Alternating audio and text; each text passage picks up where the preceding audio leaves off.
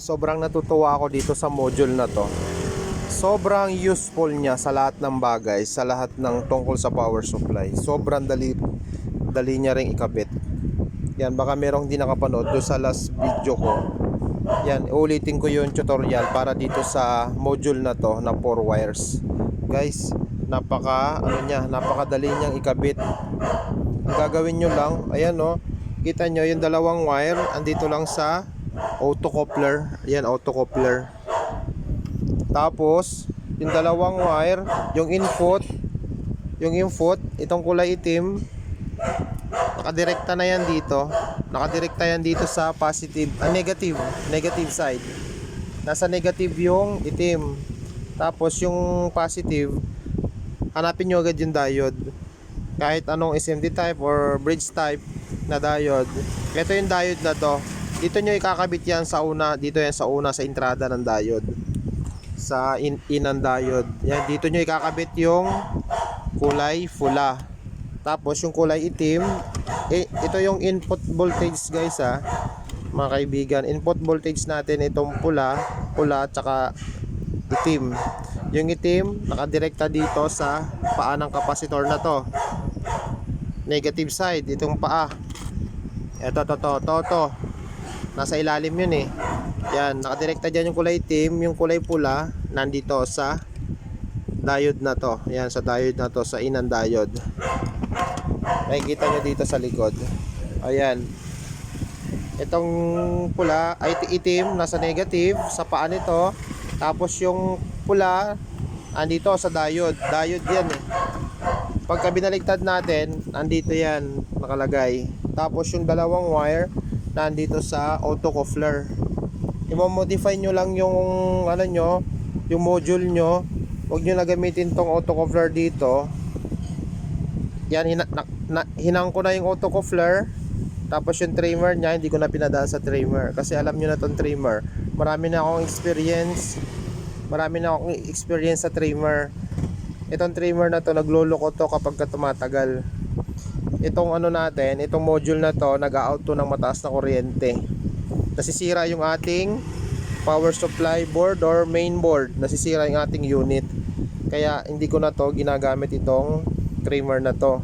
Yung iba, ginagamit tong tinatanggal yung trimmer, kino-convert nila sa resistor. Bilang ang kailangan nila ay 5 volts na voltahe ang output nito. Ito yung output. Nire-readingan nila yung itong trimmer kung ilang value, tapos kino-convert nila sa resistor kung ilang ohms. Tinatanggal na nila to. Tayo hindi na tayo magko-convert nito. Direkta na nating itap. Hindi naman kayo malilito. Ito yung in. Yung in nito, yan, inilagay natin dito. Makikita nyo yung dalawang wire na to. Yan, andito yan sa ilalim ng auto coupler na to. Yan, andito. Hindi naman kayo malilito guys, kasi itong auto coupler may dot to. Ayan 1, 2, yan 1, 2, 3. May dot yung auto coupler. Sundin nyo lang yung dot.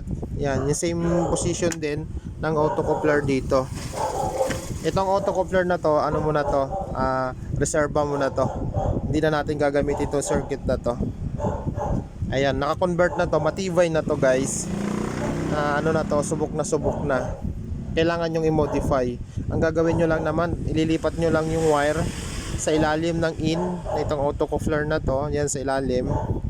Tapos yung kabilang dulo, yan, dito nyo ilalagay. Ganun lang kadali. Napakadaling ikabit. Tsaka maliwanag din yung ating paliwanag guys. Yan, yung output nandito na. Kasi siya na yung magre-regulate ng voltahe. Hindi na natin kailangan mag-adjust. Bahala na si auto coupler na mag-adjust dyan. Bahala na siya. Ang kailangan lang natin ay yung in o yung input voltage. Ito, ayan, napakadaling sundan. Itong pula nandito sa diode na to, tapos itong itim nandito sa nakariktad sa capacitor na to. Itong malaking capacitor na to. Tapos make sure din natin na bago tayo mag-convert, kailangan may 300 volts to. Meron siyang 300 volts, buo siya. buo yung circuit na to. Buo yung circuit. Kasi ang kalimitan lang naman yan dito, ayan o, sira o. Ito nasisira, ito tinanggal na rin natin. Tapos may mga tinanggal pa tayo, kailangan ito tinanggal ko na rin to.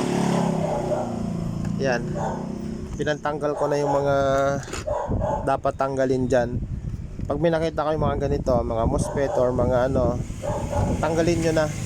Tatanggalin yan dapat. Yan, napakadali guys, napaka useful.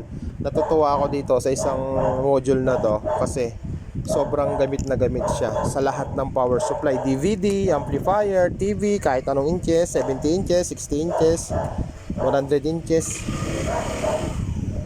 Hindi ko pa na-try ito sa 100 inches kasi hindi pa tayo nakagawa ng 100 inches. Pinakamalaki na gawa na natin 75 lang, 75 inches. Na-try na natin to, okay siya. Okay siya, hanggang ngayon hindi pa nasisira. Napaka-useful. Gamit na gamit sa lahat ng uri ng power supply. At tingnan nyo to, hindi na ako maghahanap ng mga pyesa. Hindi na ako maghanap ng mga pyesa, sobrang dali lang ikabit. Ayan, saksak natin. Lagyan niya lang natin ang sapin. Ingay ng aso. Napakaingay ng aso na yan. Kahapon pa yan. Ayan, ito. Saksak natin. Ito, wala tong power. Ayan, meron na siyang red. I-on natin. On natin siya. Hindi pa siya napindot. Ayan. Silipin natin sa loob. Ayan guys, so tingnan nyo. Okay na siya, may TCL na siya. Okay na, goods na yung TV. Ayan guys, oh. Bumalik na sa normal. Ganda na ng TV. Back to normal na. Ang bilis lang ikabit, wala pang 10 minutes. Papainit ka lang ng panghinang, sabay salpak lang. Napaka useful. Ayan. Salamat for wires. And guys, sana may natutunan kayo kahit konti, kahit basic. Sa lahat ng power supply ginagamit to, kahit anong klaseng power supply. Pwede sa inverter na welding machine, pwede rin to. Ayan, very good. Ingat tayong lahat. Date ngayon 19 Wednesday. Medyo makanlong, kulimlim. Yan, araw-araw naman tayo maraming gawa dahil mabait sa ating si God. Hindi niya tayo pinababayaan. Ayan guys, bye bye na po. Ingat tayong lahat.